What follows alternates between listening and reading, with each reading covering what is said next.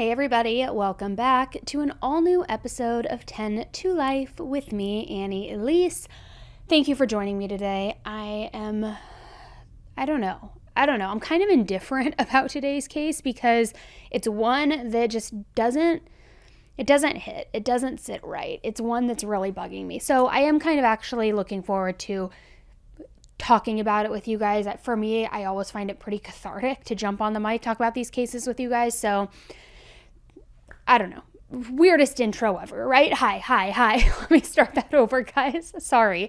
Okay, I guess here's why it's sticking out to me so much. Because I feel like criminal investigations, they tend to follow a very predictable pattern, right? Somebody reports a crime, then the police look into the evidence, they question the witnesses, then they compile all of, their information before they identify their main suspects. But today's case, it played out pretty differently. A woman was kidnapped, and the police didn't have to do much at all to figure out who the kidnapper was.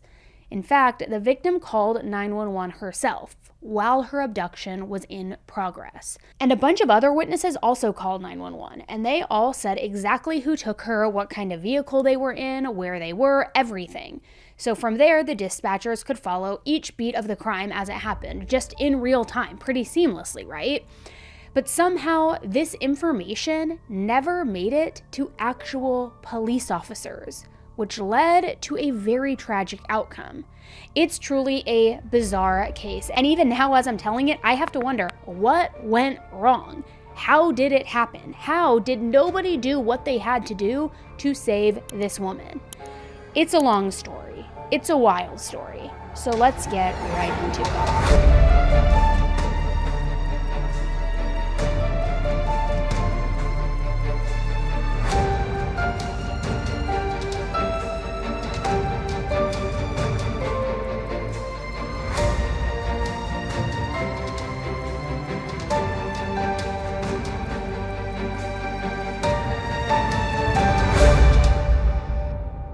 From the time that Denise Amber Lee was born on August 6, 1986, she was always known for being quiet, but very happy.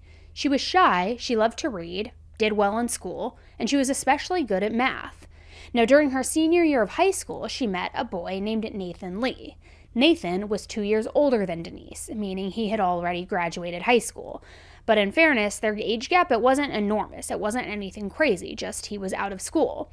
Now, importantly, Nathan was basically everything that Denise wasn't. And you know what they say, opposites attract, right? It's pretty common. And Denise thought that Nathan was really cute, so much so that this very quiet and withdrawn type of girl actually worked up the courage to ask him out. So they went on a date together to a local Applebee's. She talked to him the entire time. I mean, she didn't even pause long enough to eat. They just were hitting it off, and she was just go nonstop. And as it turned out, Denise would do this. She would come out of her shell if she really clicked with somebody. And she and Nathan, they really clicked. They made things official, and 3 weeks later, on Valentine's Day, Nathan gave her a small heart-shaped ring. Now, it wasn't anything super fancy. It only cost him about $40, but it really meant a lot to Denise. So she put it on that day, and she never took it off. And then, just a short while later, the two of them got engaged. In 2004, Denise graduated high school with the highest honors, and her wedding was a year later on August 20th, 2005. Now, Denise and Nathan were still really young. At this point, Denise was only 19 years old, and Nathan was 21 years old. But they were committed to making things work. And according to their friends, Denise and Nathan were both fairly mature, and they were level-headed for their ages, so this is something they wanted to do. Soon after the wedding, Denise became pregnant, and in the course of about 2 years, she and Nathan had 2 sons, Noah and Adam.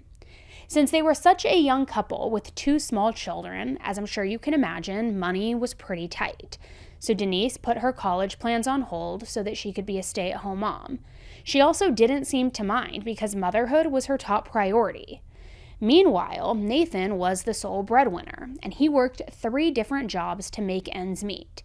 He picked up shifts at the local Winn-Dixie grocery store, he was a meter reader for a power company, and in the summer, he was an umpire for a Little League baseball team.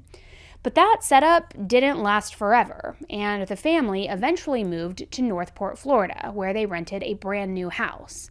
Now, the good news was rent was really affordable in this neighborhood, and Denise had grown up in this area as well, so she knew it well.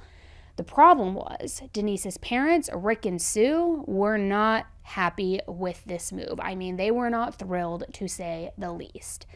The new home was in a super rural area. There was some construction nearby, but otherwise there were no real neighbors, nothing. So Rick and Sue thought that it wasn't safe. Now, on the other hand, Denise and Nathan also always had talked about wanting to get away from everything else. So the fact that this house was so remote was actually part of the appeal to them. Plus, I mean, the cheap rent was too good of a deal for this young couple to pass up. It was like too good to be true. Her parents, Rick and Sue, didn't live all that far away, so if anything ever went horribly wrong, they could get to the house pretty quickly, at least in theory. So now let's jump ahead to the early morning of January 17th, 2008. Nathan was getting ready to go to his meter reader job. He was the only person who was awake in the house, which wasn't that unusual. He almost always left for work before Denise or the kids woke up. So it was rainy and it was quiet when Nathan headed out for the day. It was also pretty typical for Nathan and Denise to talk on the phone all day long, and the day started pretty normally in that regard. He called Denise around 11 a.m., and she said that she was on the back porch giving their son Noah a haircut.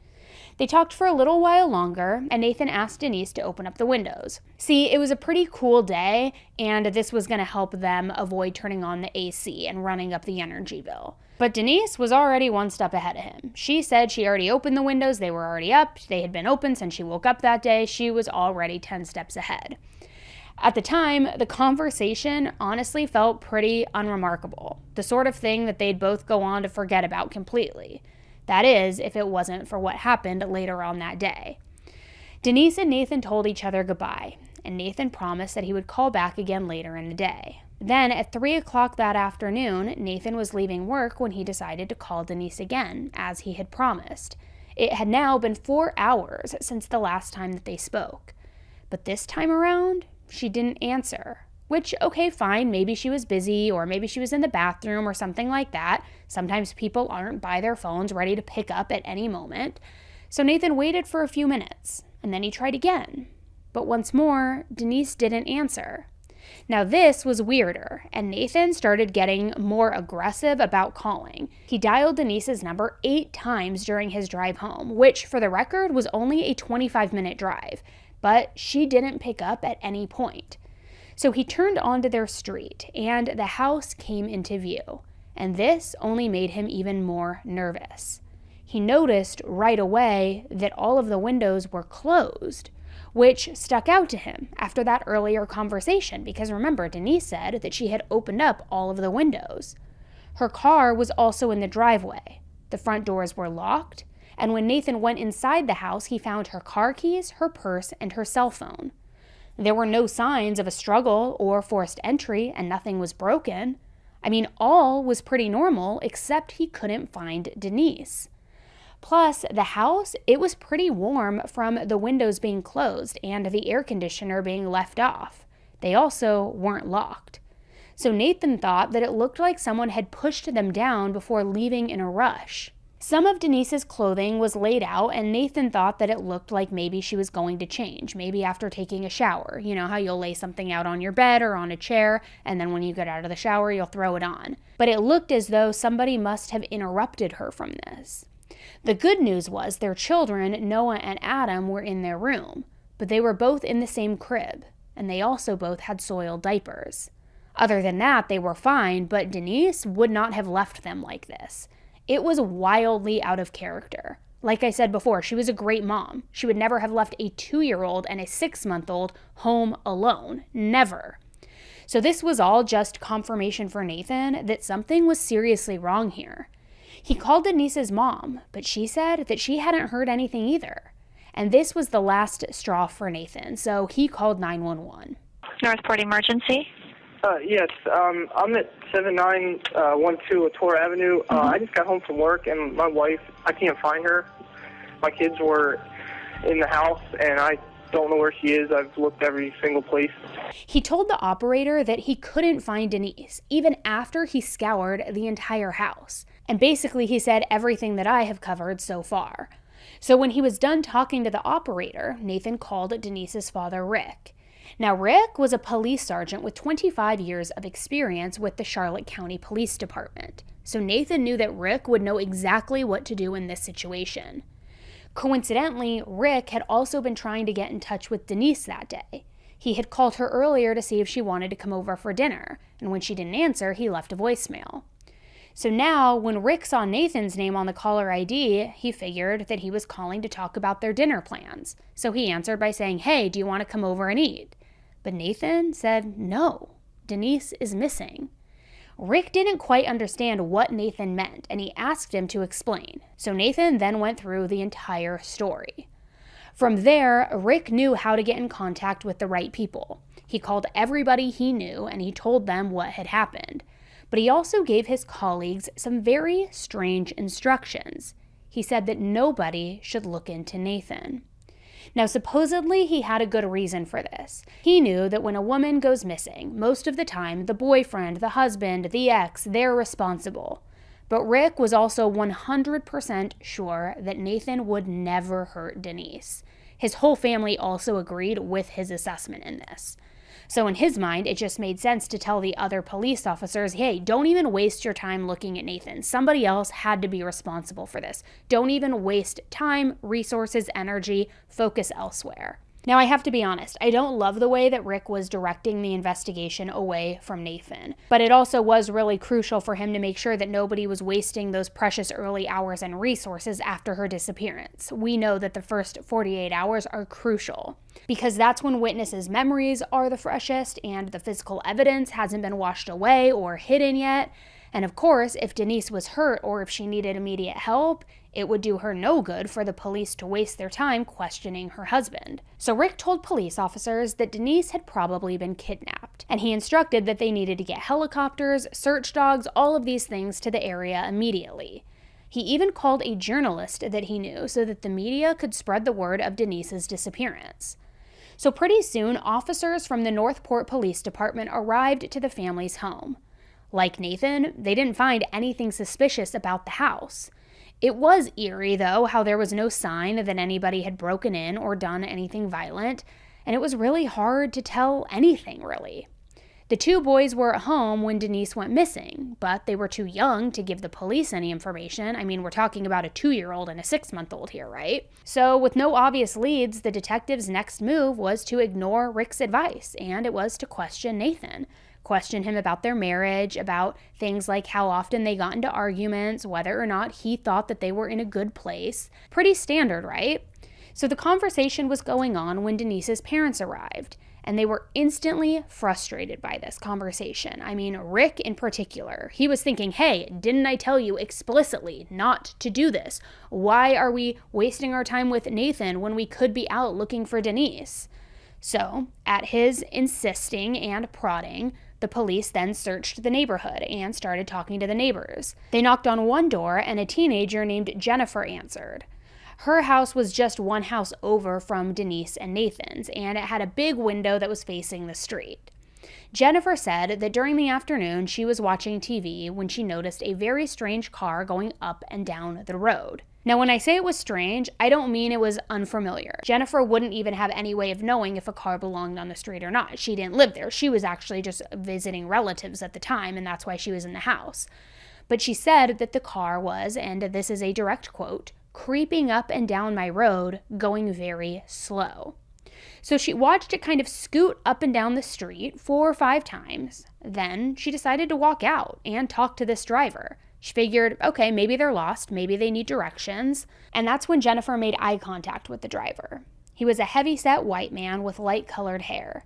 She also didn't see anybody else in the car, but right as she spotted him, the car pulled into the family's driveway. So Jennifer figured, oh, he must not be lost, he must have found his destination, so she just decided to go back inside, and she pretty much forgot the entire interaction right away. Then about 10 to 15 minutes later, around 2:30 that afternoon, Jennifer saw the car pulling out of the family's driveway and driving away. Again, she didn't see anybody else with this man, and also she said she never saw anybody get into or out of the car. However, we know that that doesn't mean much because she wasn't watching all that closely. She was watching TV.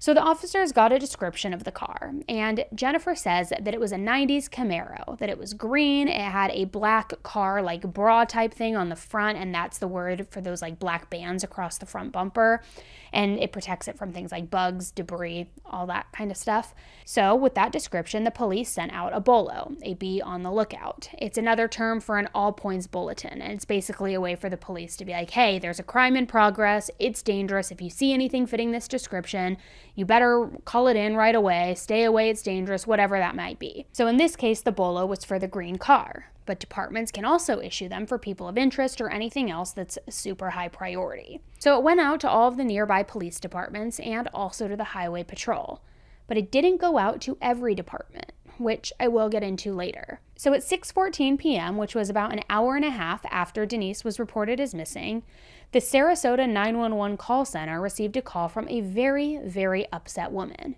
She was saying, I'm sorry, I'm so sorry, I just want to see my family again. Please, let me go, just let me go. Which was very unnerving. But even worse, the operator could hear a man in the background. So it sounded like this woman was pleading with him. The 911 dispatcher tried to ask this woman questions, but she wasn't answering. Eventually, the operator realized that the woman might not have been in a position where it was safe to talk. She may have even had the phone sitting on her lap or on the floor somewhere where she couldn't hear the dispatcher, or just trying to make that call so that she could hear that she was in trouble, so they could keep track of everything that was being said and try to guess what was going on. That is until this woman on the phone said, "My name is Denise. I'm married to a beautiful husband, and I just want to see my kids again." It was like they had worked out a secret code somehow. The dispatcher could ask a question, and Denise would find a way to answer it without giving away the fact that she was on the phone. She would direct the statements to the man, presumably her kidnapper, and then the operator could still learn everything that she needed to know. So the dispatcher kept asking Denise about what was going on, and Denise did her best, did everything that she could with these answers, trying to give as much away as she possibly could. She asked her kidnapper where they were and where they were going, but he wouldn't tell her. However, during all of this, the dispatcher could hear the radio in the background, which unfortunately made it very hard to make out what this man was saying. And then at one point, the call took a turn. It seemed like the man had noticed that his phone was missing, and he was now asking Denise where it was. This meant that Denise was now in a lot more danger. Who knew what this guy would do if he learned that she had not only gotten her hands on his phone, but also had called 911? In fact, it seemed like at this point, Denise figured out that the jig was up, because she started openly talking to the dispatcher now, telling them everything they needed to know. So when the man asked again where the phone was, Denise started repeating, I don't know, I don't know. She asked the man to let her out of this car. And the last thing that the 911 dispatcher heard was, help me. Then the call ended. Now, there have been some allegations that this call might have been fake. By this point, Denise's disappearance was all over the news, so it wouldn't be hard for somebody to pretend to be her and to call 911, all for the attention, because unfortunately, stuff like that does happen. But Denise's father, Rick, listened to this call, and he confirmed that it was his daughter's voice. So with that, police officers tried tracing the call, but it had been made using a prepaid phone that didn't have any sort of GPS installed. The good news is, they did figure out who the phone was registered to, somebody named Michael King, a name that unfortunately meant nothing to Denise's family, and it didn't help explain why Denise was taken. However, around the same time that Denise called 911, the Sarasota call center received another suspicious call. It was from a woman named Sabrina, who said that her father, Harold Muxlow, had just called her because he saw something really weird. Around 5:30, so we're talking maybe 45 minutes earlier, an unexpected visitor had dropped by Harold's house. It was his cousin, Michael King. Michael said that his lawnmower had gotten stuck in his yard, and in order to get it out, he was hoping to borrow Harold's gas can, his shovel, and his flashlight.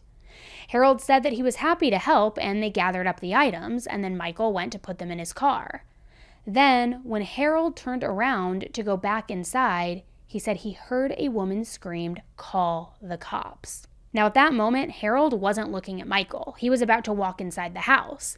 But he asked what that sound was, and when he turned around, he saw that Michael seemed to be struggling with something in his back seat, like he was pushing something or somebody down. Finally, Michael got whatever it was under control, and he told Harold that it was nothing and not to worry about it. So Harold started walking back to his house again. But the whole situation didn't feel right. Obviously, I can't even think of any innocent explanation for what Harold saw. So he turned around again, and this time he saw that Michael was bent over the center console in his car, and he was pushing down a woman's head. She had light brown, shoulder-length hair, but Harold didn't recognize her. When Michael sat back down in the driver's seat, her legs shot up in the air, and then he sped off in a huge rush. Now, Harold wasn't sure what to think about this. He knew that Michael had a pretty rocky dating history, so he didn't want to jump to conclusions and just call the police. So he apparently just decided to mind his own business, which sadly is a really common mentality, but that doesn't make it okay. If that woman wasn't Denise, but say was one of Michael's girlfriends instead, would it make it any better? There's still absolutely no excuse to abduct somebody against their will or shove them in your car if they don't want to go with you. None. Harold wasn't watching a couple arguing about the dishes or something little like that. This was clearly a violent encounter, and a woman was in danger.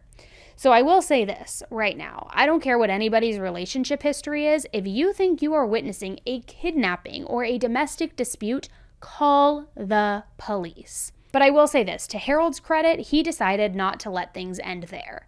He decided to drive to Michael's house and see if his lawnmower was actually stuck in his yard. He figured if he saw the mower there, that meant that Harold was telling the truth and he could forget about the whole encounter. But if it wasn't in the yard, that meant that Michael was lying and that something serious was going down. So Harold drove over to Michael's house, and what do you know?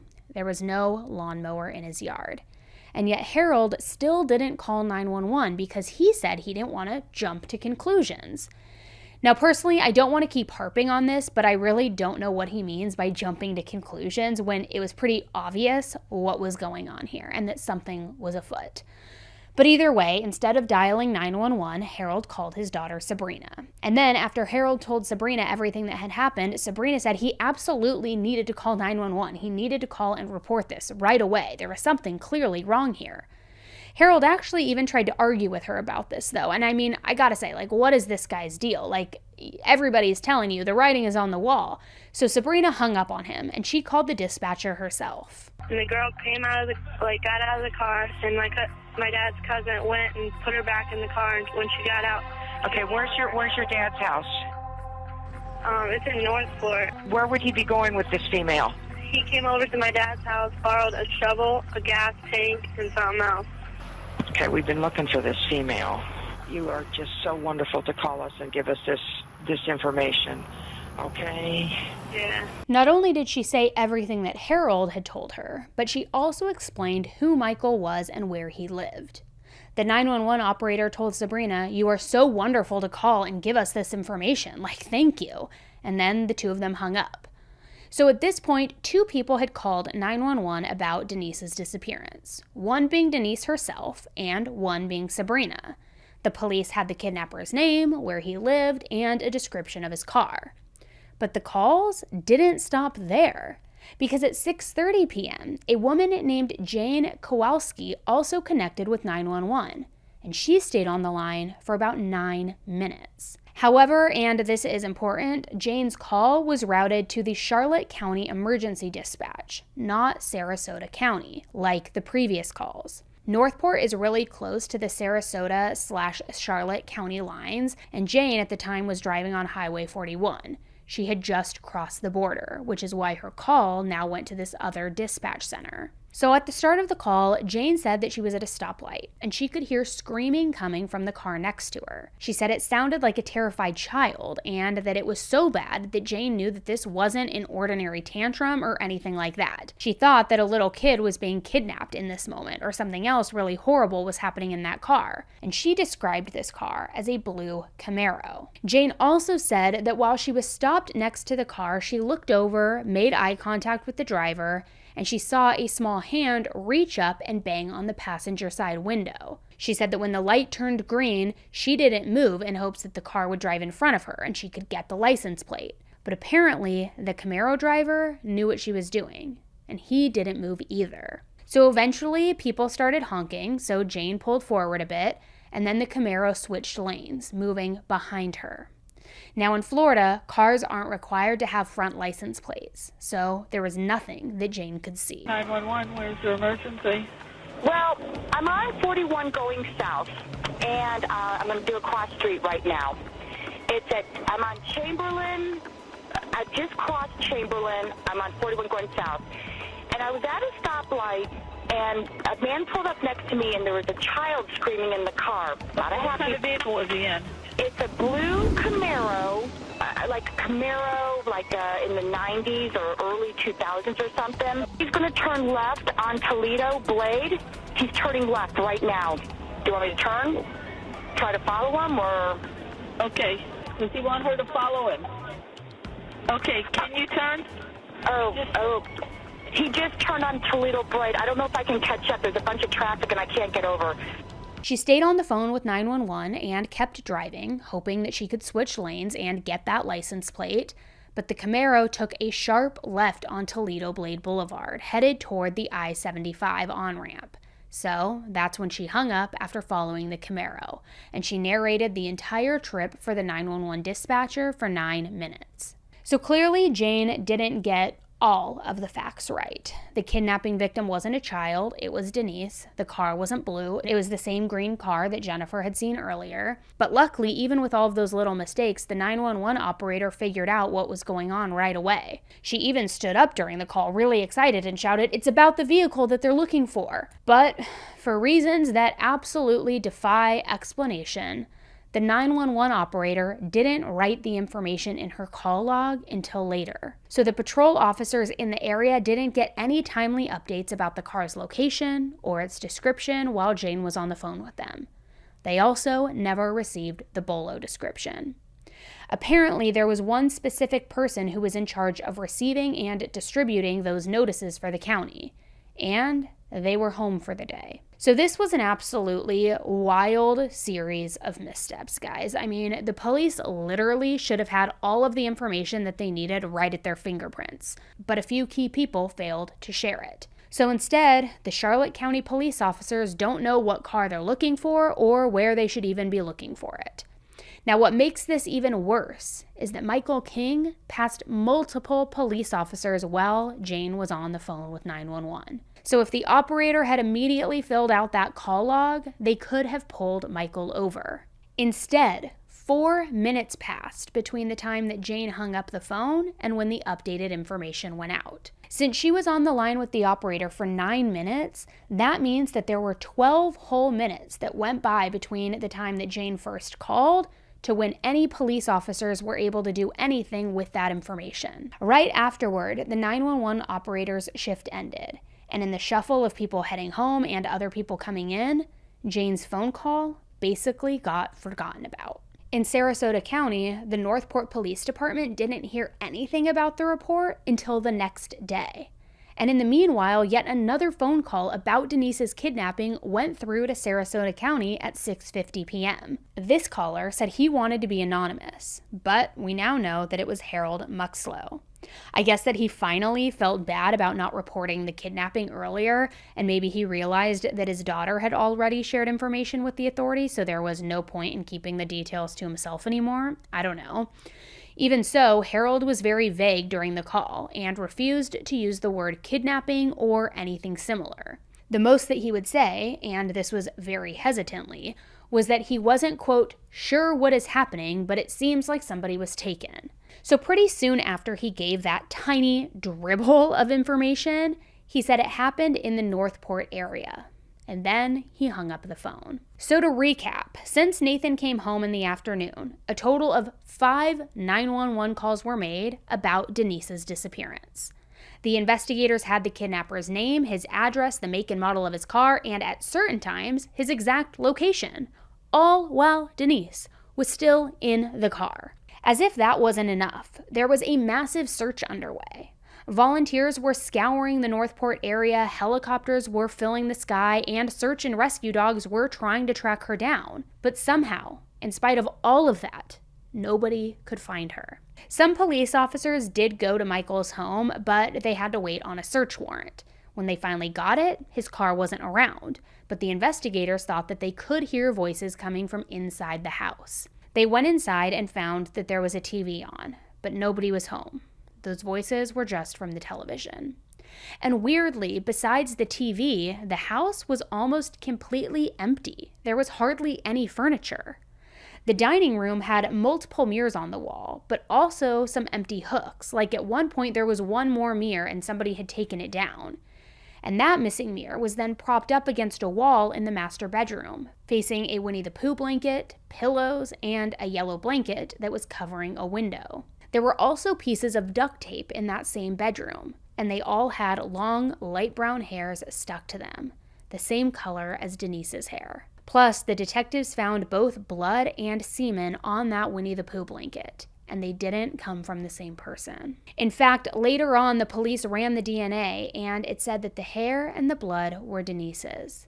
The semen on the Winnie the Pooh blanket came from Michael. So the whole scene made the police very uncomfortable. Some of them even commented that it looked like somebody had set up this room so that they could commit a sexual assault inside of it. But since Denise wasn't in the house, that meant that the police were still looking for her, looking everywhere that they could think of. They were checking security cameras at gas stations and monitoring the entrance and exit ramps to the highway.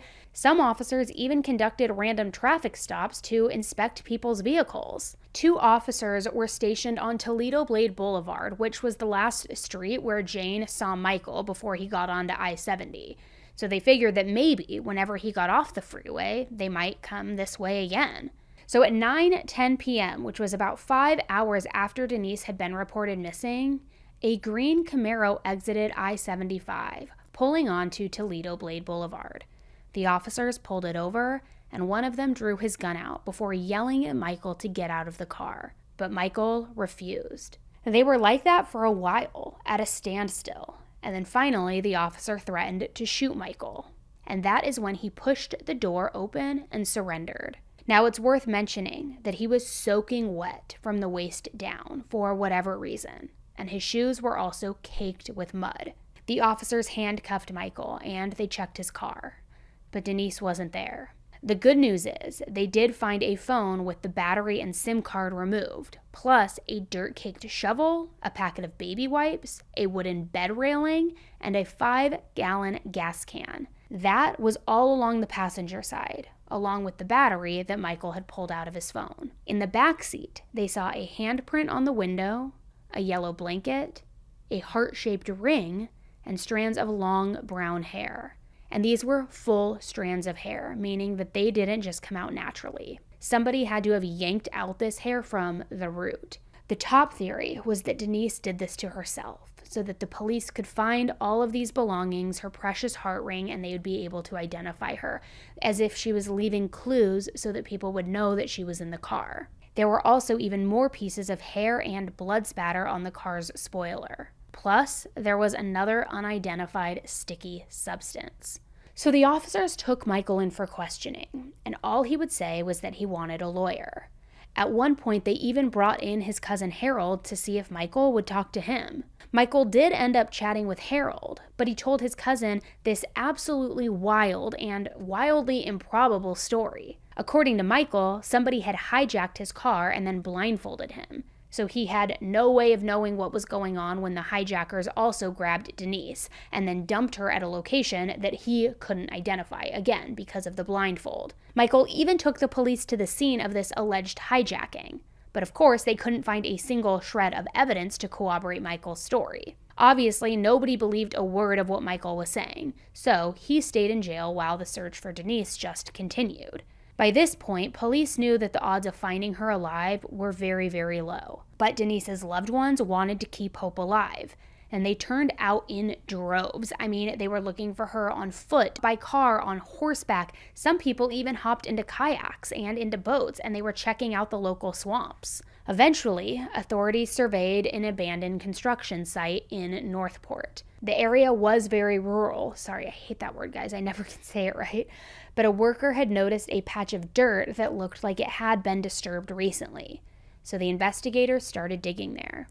And eventually, just 3 feet and 1 inch below the surface, they uncovered Denise's body. She was on her side, in the fetal position. She was completely nude, and there was a single gunshot wound to her head. Her gravesite had marks in the dirt near it, and they had come from a shovel, and they were a perfect fit for that shovel that was in Michael's backseat. It was technically Harold's shovel, because remember, Harold had confirmed that he loaned it to Michael along with the gas can and everything else that he had asked for. The police also found blood mixed with the dirt where Denise was buried.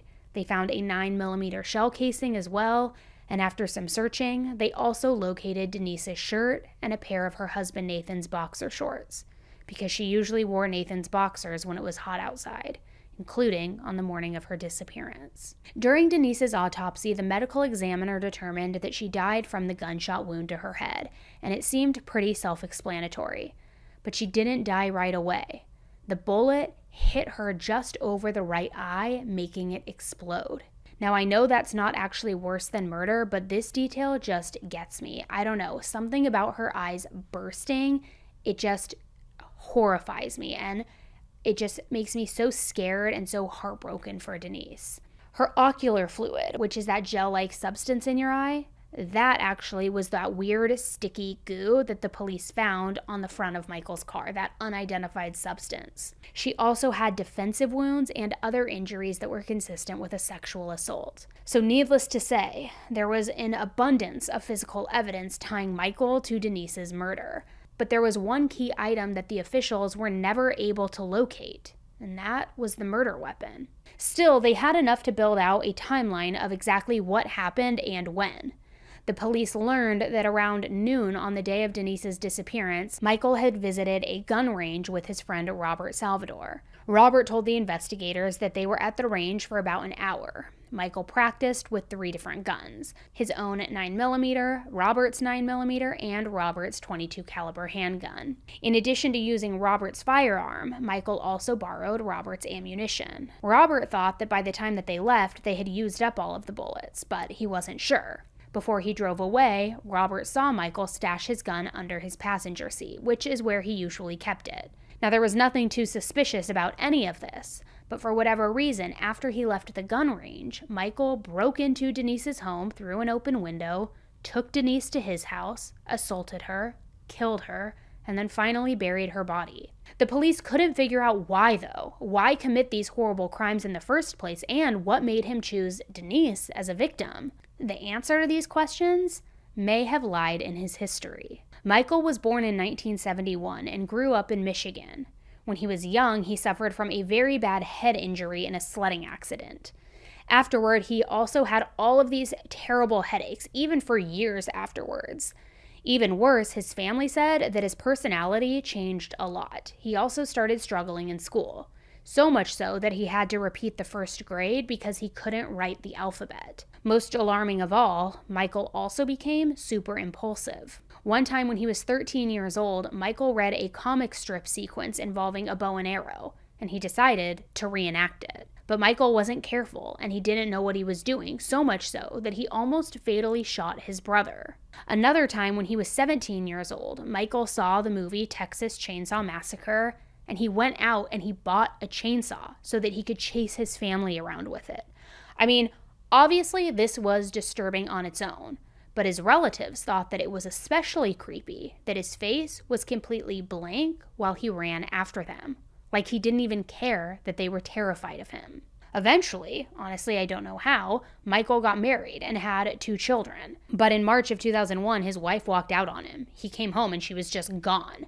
They divorced and they split custody of the kids. He kept one, she got the other, and they went on with their life. Afterward, Michael dated around for a little bit, but it was difficult to build anything long term because his behavior was so erratic. He had a full-on war with a neighbor because the neighbor put up a fence after Michael's son allegedly damaged their pool. Reasonable step, a low-hassle way to keep people out.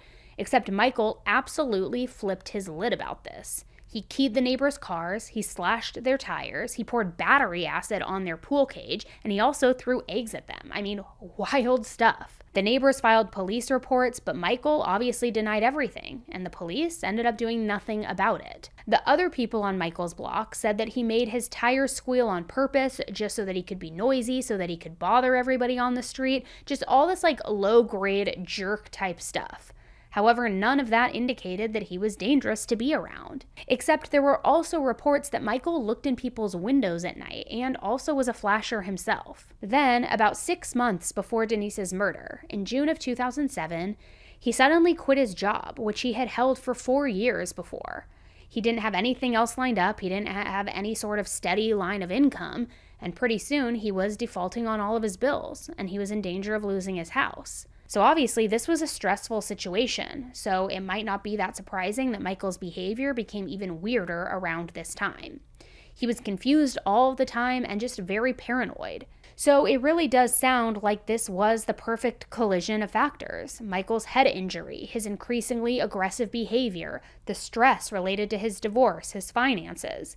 They all pushed him over the edge and led him to attack Denise. But it's still unclear why he decided to lash out on that day, of all days, or why he decided to target Denise specifically. That still is anybody's guess. There's nothing linking the two. Now, I've done a lot of research, and the best explanation that I have found is that Michael allegedly did some plumbing work with somebody who lived on Denise's block at one point. So maybe while he was on the job, he saw Denise walking outside of her house or on the porch, I don't know, and maybe he became obsessive.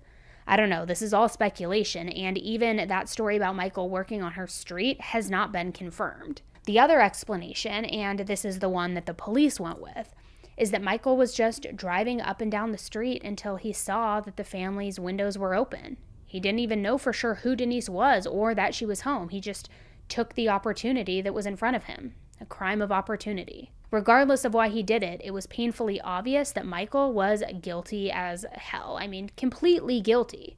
So he was charged with first-degree murder, sexual battery, and kidnapping. His defense attorney tried to claim that Michael wasn't mentally fit to stand trial, but the courts, they didn't buy it. And his hearing began on August 24th, 2009. Now, obviously, the trial was high stakes for Michael. He was facing the death penalty.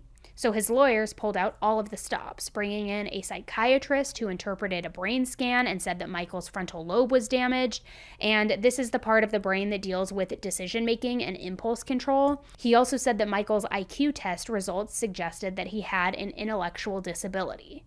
Basically, they were just trying to say that Michael shouldn't be punished because he couldn't think clearly enough to be held accountable for his actions. But I have to say, from a legal perspective, none of that matters. There's no loophole that says it's okay to murder people so long as your IQ is below a certain threshold. The standard is that you're responsible for your own crime so long as you understand the difference between right and wrong. So even with his brain injuries and his test scores, Michael still knew that murder was wrong. So on August 28th, the jury deliberated for only 2 hours before they ruled him guilty on all counts. A week later, on September 4th, they unanimously issued the death penalty.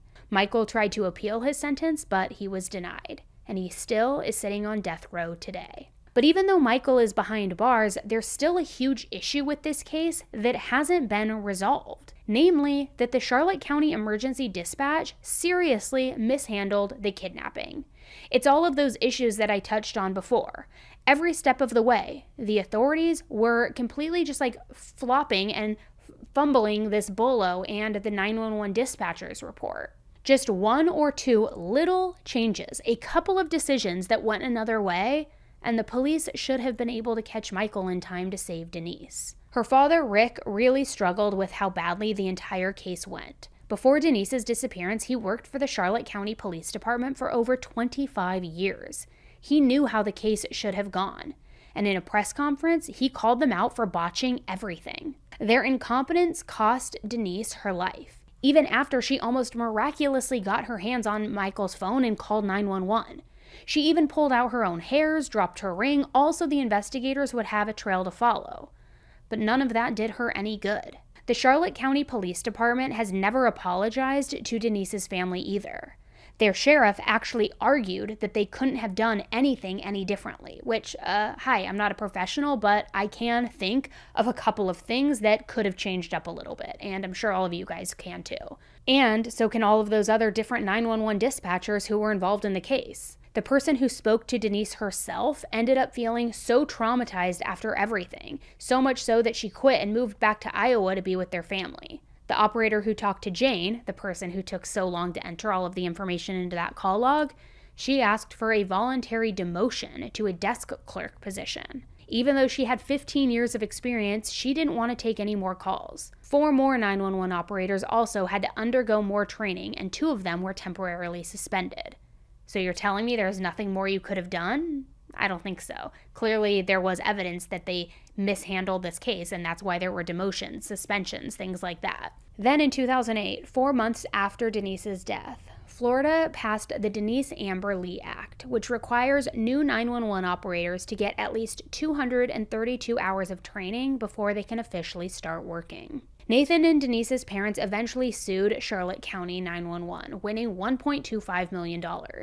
They used that money to create a foundation that worked to improve 911 dispatch best practices. That is where Nathan works now, traveling all across the country to tell Denise's story. So I'm pretty sure I know what you guys will say to this, but do you think that Denise's death could have been prevented? Did the Charlotte County Emergency Dispatch fumble everything? Or is this all just that kind of baseline human error that we all have to live with? Every case I cover is devastating, but I just find this one incredibly frustrating on top of all of that. Because you would like to think that some of these horrible tragedies can be prevented if people are prepared and responsive enough. And Denise's story pretty much disproves that entire theory. So let me know what you guys think. I mean, it just is incredibly frustrating. It seems like they had all of the resources, people were doing the right thing, they saw something, they said something, they called 911, minus Harold in the beginning, and still that wasn't enough to save Denise. It's just incredibly disheartening, right? But again, it's cases like these that are just an illustration that the more awareness we can bring, it just helps that maybe in the event that we do see something and say something, maybe something will be done with that information and maybe it will save somebody's life. Hopefully, that's the hope, right? Thank you guys so much for tuning in to another episode of 10 to Life. Don't forget on your way out to hit that subscribe button. It's totally free. And until the next one, stay safe.